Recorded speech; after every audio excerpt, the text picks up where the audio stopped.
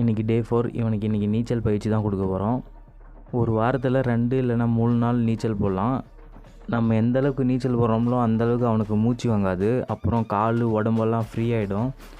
உடம்பு வலியும் விட்டு போயிடும். எங்கேயாச்சும் சுளுக்கு பிடிச்சிருந்தாலே விட்டு போயிடும்.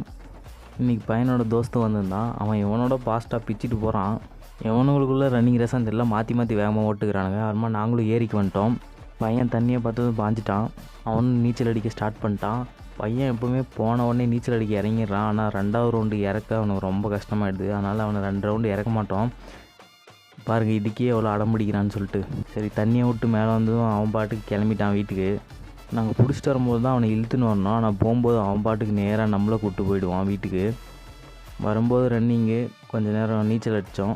சரி, இன்றைக்கி அவனை பயிற்சி முடிஞ்சு சரி நேராக அவன் வீட்டுக்கு போயிட்டோம். வீட்டுக்கு போயிட்டு அவனை கட்டிட்டு நாங்களும் கிளம்பிட்டோம். இந்த வீடியோ இப்போ தான் பார்க்குறீங்கன்னா இதுக்கு முன்னாடி வீடியோவில் போய் பார்த்துட்டு வந்துடுங்க.